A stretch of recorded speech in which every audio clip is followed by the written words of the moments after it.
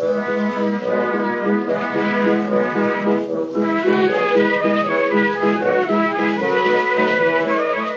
to Lawmen, a podcast about local legends and obscure curiosities from days of yore. I'm James Shakeshaft. I'm Alasdair Beckett-King. And Alasdair, it's that time of year. It's time for the Standing Stone Roundup.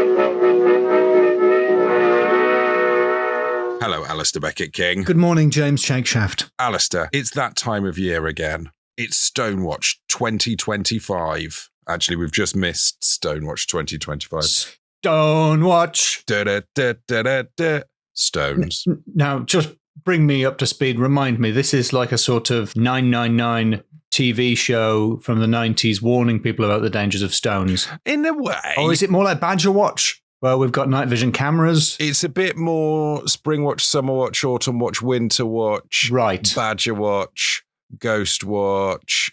Yeah, those watches rather than like a crime watch. Okay. Yeah, Crime Watch, that's the one I was thinking of. There's no recreations. It's not, so it's night vision rather than CCTV. Yes, exactly. What it is standing stone localish to me called the Hoarstone in Enstone, which we've talked about before. We've done a couple of stones roundup of the Cotswolds. Quite. The rumour is, or when I say rumour, I mean folklore, that on Midsummer's Eve, the stone, it's a collection of 3 stones, which represents a horse, a man, and a dog, and either all of them or just the man go down to the spring in Enstone to drink at midnight on Midsummer's Eve. But James, we just had the equinox. So that means... I was there. Yeah, I was doing an ellipsis there. I was like, that means ... I was setting you up to say what it means. Well, it means that That means... It was the other day. I was just the other day, yeah. Yeah. I and some other people role-playing spooky stuff nerds went along to the stones to hang out until midnight to see if the stones would move. And breaking news. Whoa. Oh, yeah? Mm? They didn't this year. Spoiler alert. Not this time. Spoiler alert. Okay. Not this time. If you go to the Lawmen YouTube channel, you can find we live streamed it. A stone not moving. You too can watch a stone not move. That's available to watch, is it? You're allowed to just put that sort of thing on the internet, are you? Yeah. Wow. Yeah. And it's not just a still image. Well, no, I mentioned some stories. I'm going to talk about some of them today. There's a little bit of a stone roundup we like to do around this time where we tell stories, tell tales of standing stones and not so standing stones from all around the country. Yeah, this year it didn't move. You're talking about this like a sort of the manager of a football team after a defeat. Yeah, we took the point. Like, yeah, well, it's a game of 2 halves. You just got to get out there. Yeah, it didn't move this year for us, but we were all there. And we put it. It was, to be honest, I don't think it was anything to do with the live stream and the stories we told.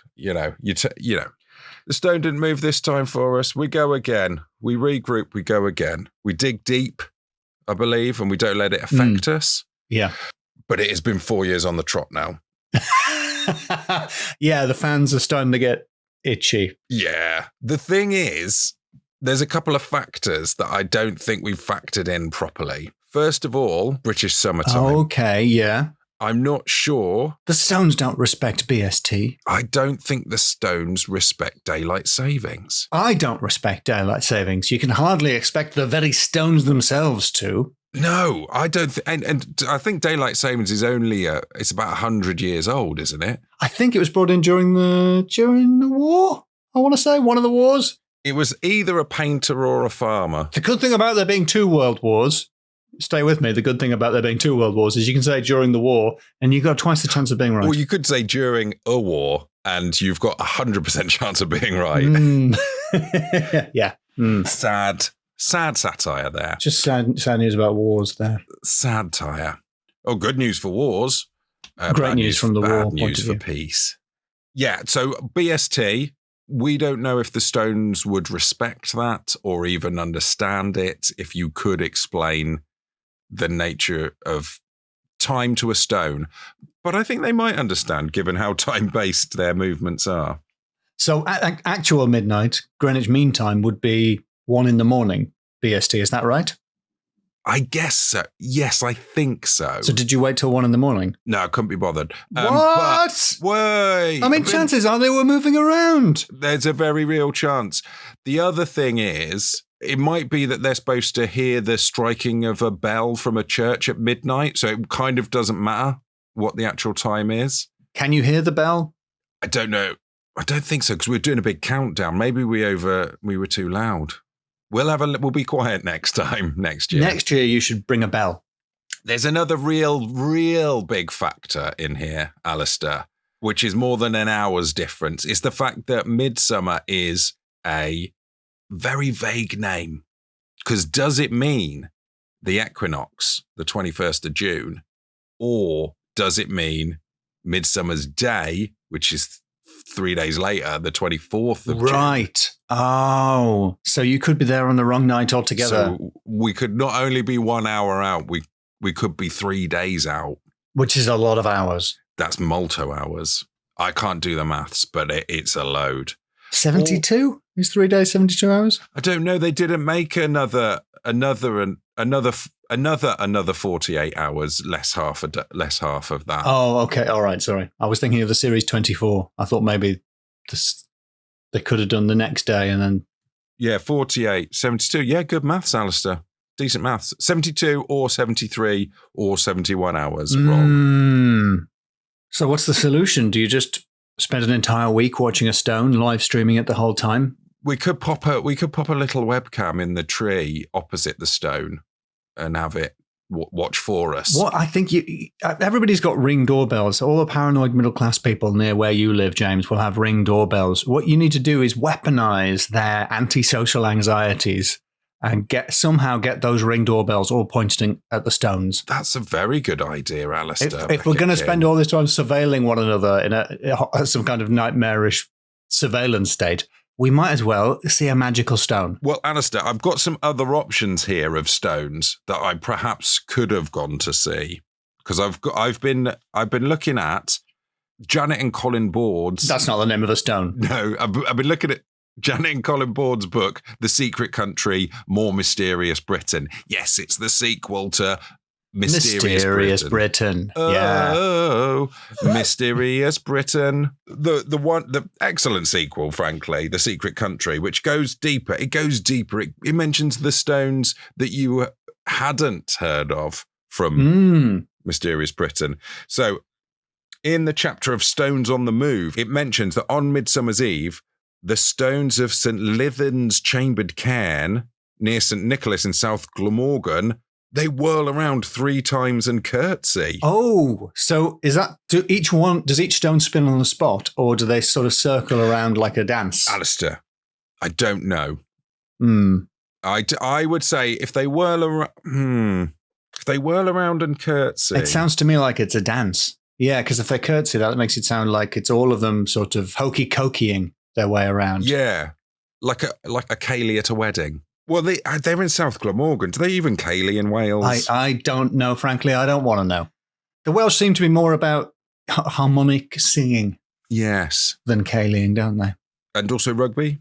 And also other stereotypes? And rugby. And rugby, yeah. There's some stones on Dartmoor, on Sitterford Tor, the stones of Grey Weathers. They go for a short walk at sunrise, very dignified.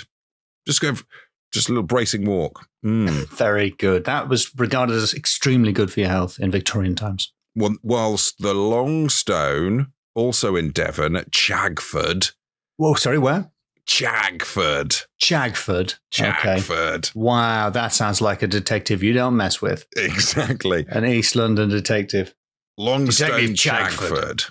Longston Chagford. Yes. Oh, he's crooked. He's on the tape. This stone turns round slowly at sunrise in order to warm each side in turn.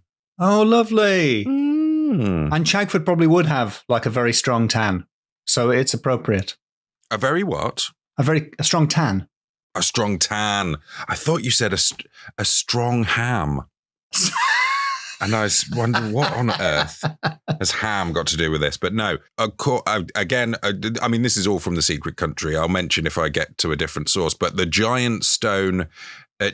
now, Alasdair, you're not going to like this. I'm going to say some Orkney words. Some Orkney words? Yeah. Yeet Nastine. Rousey in Orkney? I'm afraid I can't say which is the correct pronunciation. We need to speak to our Orkney correspondents. On New Year's morning, that walks down to the Loch of Scockness for a drink. Scockness? How is it spelled? Cockness. Scock. Oh, okay, yes. N-E-S. Like Cockness with an S. Like Cockness, but with an S. Scockness. I guess you're right.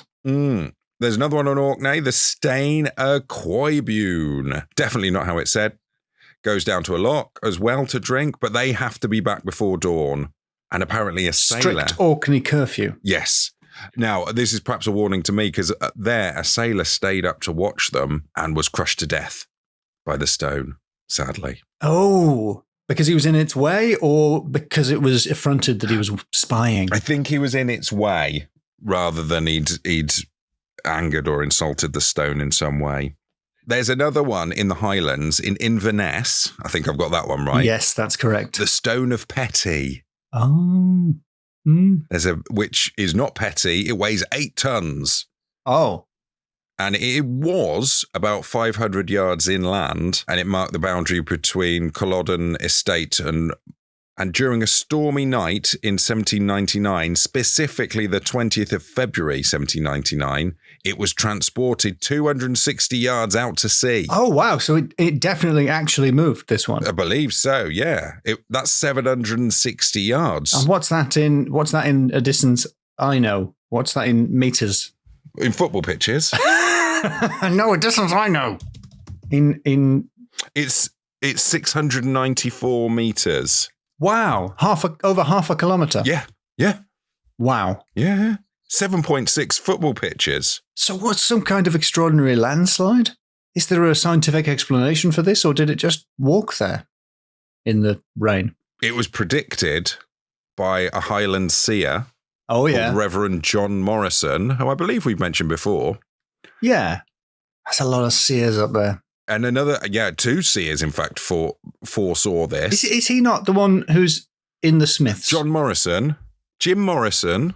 Jim Morrison was in the Doors. The Doors. Who's the one in the Smiths? But the Reverend John Morrison. Oh, that's Morrissey. Morrissey. Who's... And we're not going to be reporting his speech on this podcast, thanks. All right, what about... Isn't the one called Johnny? Is that Radiohead? There's Johnny Marr. Johnny Marr. So I see what's happened there. You've conflated Johnny Marr and Stephen Patrick Morrissey. Yeah, and also maybe a little bit of Jim Morrison so these are all different guys. The Lizard King into the Highland seer, Reverend John Morrison. Right, yeah. There's the Brahan seer. Yes, who we mentioned a few episodes ago. Yep, he said about the stone. I think I'm not sure. I think it's just Bran. So I don't think the H is voiced. I did check. If that's wrong, I apologise to Scotland in general. But I think it's Bran. We've got 2 Scottish people, so I'm going to do my 2 Scottish voices. But Alasdair, you can choose which one gets which. There's the little old lady one and the deep voice one. Well, first, I'd like the little old lady, please. Oh, for the seer, definitely little old lady. Well, they're both seers. There's the John Morrison, which is the combination of Jim Morrison, Stephen Patrick Morrissey, and Johnny Marr, all wrapped up in a Scottish vicar. Scottish vicar. Yeah. What's the thing vicars wear around their necks? Dog collar. Oh yeah. They still call it a dog collar. They must have another name for it. You'd think that wouldn't be cool nowadays. Because there are so many other things it can mean. Mm-hmm. So Bran seer. Okay. Yeah. Little old lady voice, please. Okay. No one will see it removed or be able to account for its sudden and marvellous transportation. Very good, very good. Were you just pausing for praise there, or was that the end of the quote? That was the end of the quote. I was pausing for gravity. All right, then. And then the other one, Reverend John Morrison, said during one of his sermons, he exclaimed, Reverend Johnny Mars, yes. "Ye sinful and stiff-necked people, God will, unless ye turn from your evil ways. Sweep ye..." Oh, this has gone Northern Irish, hasn't it? It's gone into that hinterland. "Sweep ye ere long into the place of torment, and as a sign of the truth of what I say, Clachdub and Aban, large though it be, will be carried soon, without human agency, a considerable distance seawards." Oh, very good. Well, I mean, that happened. It did. And the fact that happened 26 years after he said that. Wow. And that proves the existence of hell and eternal torment. Evidently so. I feel like I should have been told. Well, you should have looked up your stone law. So parish records of St Mary's Church in Reading from 26 July 1602 says, "This child was killed by a block which fell upon him, which block was found by the coroner's jury to be guilty of his death." Oh, they blamed the block. They blamed the block legally. And in East Anglia, a bunch of places they believed this, but particularly strongly it's believed in East Anglia, was that the stones grew. Blacksall stone in Suffolk is said to have grown from the size of a small loaf a century ago to its present weight of about 5 tons. Wow. And this is from a book from the 70s. It's so flat out there. They don't have quarries and things or mountains. So I guess they don't know where stones get. They have to grow their own stones. They haven't got anywhere else to get them from. Well, in 1893, a Suffolk farmer declared that stones grew in the earth and there's no point clearing them off the land.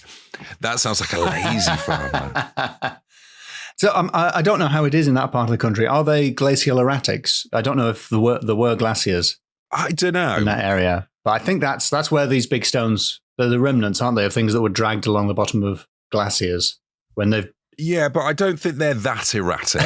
No, these days they tend to be quite staid. There was another story from Suffolk. A clergyman who was trying to convince a man that stones did not grow said, "But if you put a stone on the mantelpiece and look at it in 5 years, you will find that it has not grown." To which the farmer replied, "No, and I reckon if you put a tater there, it would not grow either." Boom. Logic. Oh, except a potato would actually, though, because they do sprout and grow eyes, don't they? The eyes might come out, but you might get some lichen on a little rock. Well, it's a little bit like farmer destroys correct vicar, boom. It's like the vicar is right. I don't care if he destroyed him in a debate. I'm going to clip this up, actually. We're going to clip that up. Farmer destroys vicar. You just need a still of a vicar screaming, being like, blue-haired vicar. Oh no, I've lost woke points, or whatever it is they think people have. There's a whole bunch. What I should have done, Alasdair, is rather than waiting for an unspecified midnight hour that might also be 1 a.m. Yeah. What I should have done is gone to one of the cockcrow stones that there are many of in the UK. There's one in Wellington at Somerset. There's one in Looe in Cornwall. There's one in Hay. There's one in Sheffield. Or there's a bunch in Sheffield. Which Hay is that? Hay, as in Hay on Wye? I don't know if it's Hay on Wye. It's just called Hay, so I'm guessing it's not Hay on Wye. Probably not. There's a cockcrowing stone or Stump John at Hollow Meadows, which is definitely a Mario Kart track. There's one in Derbyshire. The topmost stone of the cheese ring in Cornwall responds to cockcrows. All of these turn around when they hear the cockcrow. I just need to download an MP3 file of a cock crowing, and boom, I'm going to be seeing some stones moving. I've got some bad news, in a way. This is my and finally for the moving stones. There's a couple of stones with rhymes about them, so I'm going to have to read some poetry. Uh-oh. Do you know the town of Darlington? Yes, Darlow, yes, I do. Darlington in Durham. Yeah. Again, it's not quite as fancy as you make it sound when you say Darlington in that voice. No. I think it's pretty fancy. I think you'll find Darlington is pretty fancy. Okay. So Northgate Street in Darlington.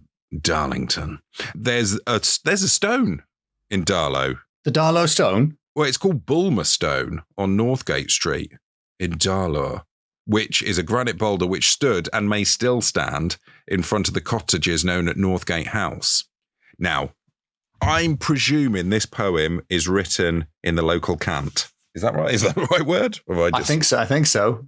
You may have just slandered someone from Darlow. What would you say? Can you give me a little sample of the Darlow accent? Because obviously I'm basically a man. I would just do a generic northeastern accent. I mean, it's Durham. In Dun and Toon, there is a stain. All right, okay. I see. We're doing by Highgrove. Good. And more strange yet is to tell, that yet turns 9 times round about, when yet years ye clock, when yet years ye clock strike 12. When it hears the clock, not the cock. Crow. Yes, this one's the clock. This one's back to the clock. So it's all cocks and clocks. In downtown towny there is a stain, and most strange yet is to tell, that yet turners 9 times round abouty, when yet hears ye clock strike 12. Now 9 there, I paused there because it was in Roman for some reason, and I don't know what the Roman accent is, but it was 1x.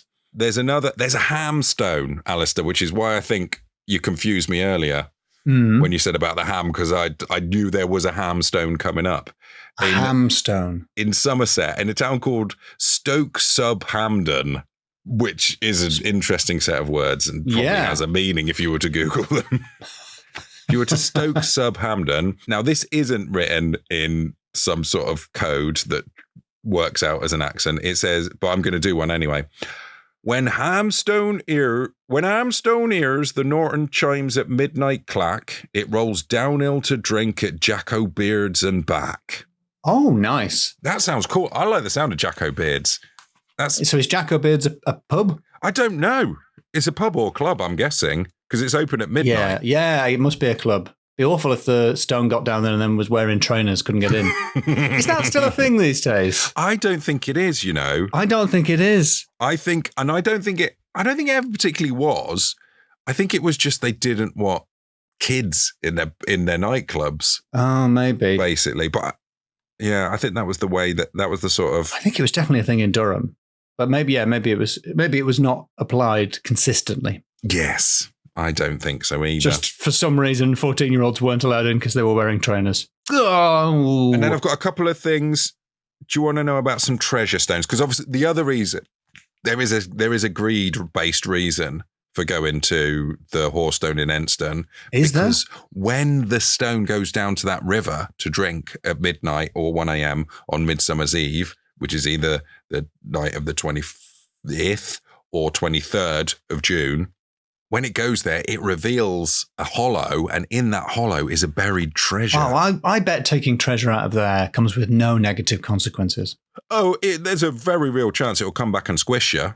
So there's a bunch of other treasures, and they're often guarded by things, not necessarily just a stone coming and squishing you. How fast does it move? I don't think a boulder could squish me. I think you'd see it coming. You'd think. How nippy are they? You'd hear it definitely crashing through the trees. Maybe the treasure's very heavy. So you've really got to kind of, start working it out, and you're just crushed very, very slowly. Yeah, maybe I'm running and then my untied trainers get caught and I can't get away. Oh, in the handles of the treasure chest. Yeah, exactly. So you shouldn't wear trainers. Shouldn't have worn trainers. Exactly why you shouldn't have worn trainers. Yeah, you should have worn slip-ons. To the doorman at Clute in Durham. Or Jacko Beard's, potentially. Yeah. But if you went to Castlecock by the River Taff in South Glamorgan, there is a treasure there which belonged to Ivor the Little. Little Ivor? Ivor the Little, yes. Oh, yes. Lord of yes. Morlaix. That was guarded by 3 huge eagles chained to the chest. Which would have looked even bigger if you put them next to Ivor. Yeah. In Cleveland, there's another one guarded by a bird, which was raven or crow. The cockerels guarded a bunch of treasure chests in underground passages. What the cockerels did? Yeah. I suppose cockerels are fairly aggressive. But they're annoying as well. Yeah. I'm not sure they're that fearsome, though, that they could actually guard treasure. Well, they just begin to crow. Oh, I see. So they sound the alarm. Yes. Everything turns red. Oh, dear. In West Sussex, there's a treasure hoard that's guarded by snakes. And the angry hisses drive off anyone who tries to excavate it from the underground passage. There's a couple of monks that guard some other treasure. Now, I don't know if we're ever going to do an episode on the Scilly Isles. It's just so silly. Does sound like something we would do. But there's a silly story from the Scilly Isles. At Piper's Hole, near the headland called Peninis. Peninis. I think it's actually Panino, and there's just one of them. Yeah, if you venture into the Piper's Hole, you will never be seen again because you'll be overcome by fatigue and the passage is too narrow to turn around and return. I see, what a wearisome hole. Dogs which entered the passage were luckier. They were seen to emerge many days later, emaciated and almost hairless. Oh, what a terrifying hole. I don't know. Do you want to have a rope tied to your feet so someone could pull you out? Going on a skateboard. Yes. That's a good idea because you go sideways as well. So you'd fit further.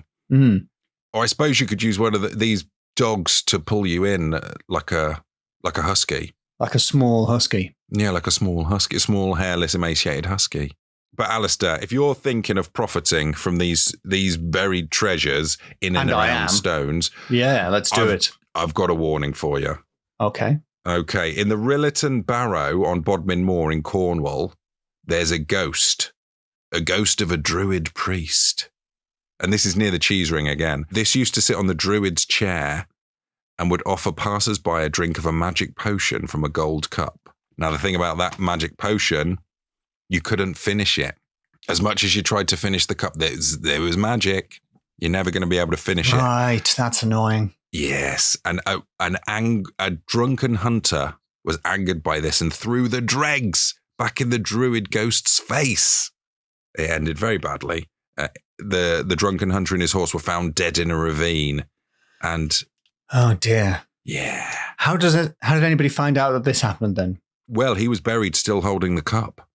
Okay, he was holding, and the cup still had something in it. Yeah, I don't know about that. I don't think so.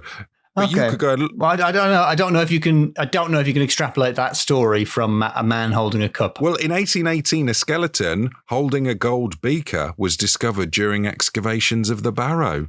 Oh. And that cup is actually in the British Museum to this day. Okay, so did that really happen? You could look at the Rilliton Hut. They definitely found a body with a cup. That's good. Great stuff. But if the magic potion was that your cup's going to be in the museum, which, I've heard weirder potions, then it was very successful. But yeah, you can go see the Rilliton Cup to this day in the British Museum. Possibly. I haven't checked the website. But it's there. It exists. That's what's important. It's there. It is there. That's one of them stories that's kind of like sort of a bit of a folk memory maybe or something like that. Yeah, it sounds like maybe that's been reconstructed out of the thing that actually happened. Yeah, it might have been a what's it called? Not a backronym. Retro. What do they call it when you change the?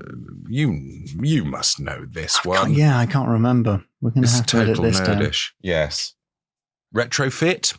Yes. Yeah, it feels like they've retrofitted a bit of folklore to the actual history. Yeah. So, Alasdair, that was the Standing Stones Roundup 2025. I don't know. I was trying to do like party poppers there, but it sounded more like a gun. That was a big party popper, yeah. Yeah. Was that someone scared at the party because a gun went off? That's a very small elephant was startled. Frightened an elephant again. Here's something that gets me about elephants. Jumbo is. Let me just pause while I check what I've had to say to make sure it's correct. No, I can't. I can't stand up the thing I was about to say, so it doesn't count as a fact. Oh, never mind. Well, I thought it was going to be like Jumbo, a type of elephant. Dumbo, another type of elephant. Another type of elephant. Mungo, Hugh Grant's middle name. As far as we know, not elephant. No. Not an elephant. Fair enough. Okay, so you ready to score my stones? I'd love to score them, yes. Do it at your peril. Well, in my metropolitan arrogance, I'm happy to try. Excellent. To pass judgment. Don't chuck these score dregs back in my face like that hunter did in the last story. Okay, so first up, naming. I peppered some lovely little names throughout. There've been some lovely names. Admittedly, you did cross the entirety of the British Isles in order to achieve it, from the Scilly Isles to the Piper's Hole. From the tip of the Peninis all the way to the depths of Chagford. Chagford, Longstone, Chagford. All the way up to the Petty Stone, the Stone of Petty. Yes. Yeah, some great names. It's a 4 out of 5 for names, I think. Yes, wonderful. Very good names. Okay, what about supernaturalness? Well, there's a lot of stones that move. They do. A lot of them. Every single one of them either moves from the spot to which it's rooted or spins around. Yes, whirls around either on its own axis or as a part of a stone-based improvised ceilidh. Yeah, well, I think, spinning stones, moving stones, I think that would be a 4 out of 5 because you're replete with perambulating stones. But you also had growing stones, a thing I haven't heard of before. Yeah, they grow to my memory. So this one in Suffolk grew from the size of a small loaf a century ago. And I've got to say, this book was published, first edition, 1978. So that's almost 150 years. It grew from a loaf to like 4 tons. So it's got to be 6 tons or something now, potentially. Well, yeah, if we extrapolate from that. Yes. This stone will destroy us all. It's 5 tons. Yeah, so I think it's got to be a 5 because of the absolutely bizarre idea that stones grow in the ground and get bigger. Yeah, great. Yes. Next. Very supernatural. Very supernatural. Next score is, it's RPM. Revolutions per minute? But the R stands for rocks. Rocks. And M stands for midnight. Rocks per midnight. Yeah, maybe it should be RRPMM. It's rocks revolutions per minute at midnight. Okay. Rock revolutions per minute at midnight. Yeah, it's RRPMM, of course. So what are we talking? Yeah, great category. First of all, good category name. Didn't really require any explanation. So just one of the ideal types of category names. Yes. Yeah, well, there were lots of rocks and lots of revolutions at midnight. I mean, if we count each individual revolution, it's way over 5. Uh-oh. Are we going to bounce back? We're not going to bounce back. We don't bounce back on this show. But I think I will punish. I'm going to punish you for the category not really zinging off the page. Yikes. So I think it's a 3 out of 5 for RRPMM. RPPMM. Oh. Yeah, I feel like if I can't remember the category. It's simply RRPMM, rock revolutions per minute at midnight. The A is one of the ones where they don't bother. They pretend it's not there. No, it's 3. It's 3 due to not being a good category. Rupmum. I'm going to pronounce the A. Oh, yeah, okay then. Rupmum. I don't think it's got good acronym potential. What's your final category, James? Final category is, are you ready to rock down at Jacko Beard's? Great. That sounds brilliant. That sounds like when you see like a music poster from the 1970s. There'll be a grotesque drawing of a man in sort of flares and a bowler hat for some reason, pointing at the sign in the corner. Yeah. Like an airbrush guy. Yeah. Are you ready to rock down at Jacko's pipe hole? What was it? Jacko Beard's. Jacko Beard's. Which, for the purposes of this, is a nightclub exclusively for and run by Standing Stones. That's the sound of the Stones approaching. Oh, not the club. It wasn't the beat. Yeah. Tricked you. That's tricked good. I was very tricked. Think of how big a bouncer you would need. Oh, my gosh. Yes. Get out of there, little Ivor. This is not the job for you. Ivor the Little. No, unless he was just he could really psychologically manipulate people. Like he would just undermine those rocks figuratively. And in some cases, you might need to literally. Yeah. Yeah. So are you ready to rock? Brackets down at Jacko Beard's. Because are you ready to rock? It's great. It sounds like one of our EPs. Definitely. It's live at Jacko Beard's. This was recorded live at Jacko Beard's. Yeah. Wow. Great name. Brilliant ready name. to rock down at Jacko Beard's with the lawmen. I can see you on the cover wearing a pair of sort of tinted spectacles. Mm-hmm. And a bowler hat for some reason. Yeah, bowler hat for some reason. I'd be holding a zither. And the audience... which doesn't actually make it onto the recording for some reason. I don't think you... I was desperate to get a zither in, and you didn't let me get away with it. Zither in? Yeah, and it's because the stones are... They seem perpetually in a state of readiness to rock out, to go for a little dance. They wait all the year round for one big night. Yeah. But I guess it's like the snowman, but with stones. Yes. And sadly, less David Bowie. Well, we can work on my impression for next year. Yeah. You dirty old stone.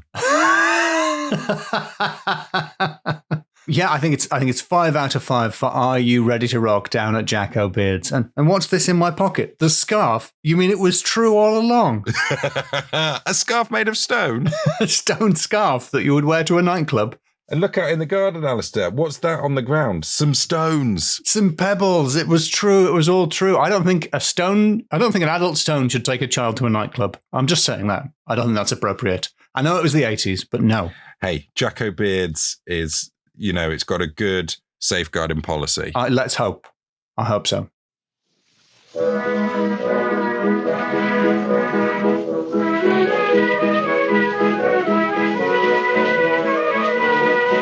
I love a good roundup.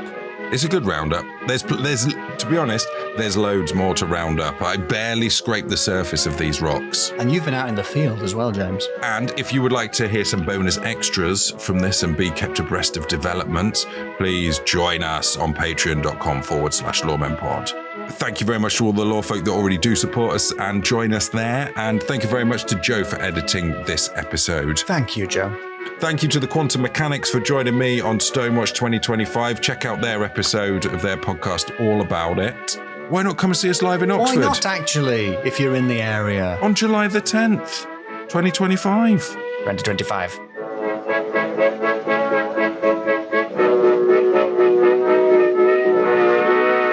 Have you ever seen the cheese ring, by the way, on Bodmin?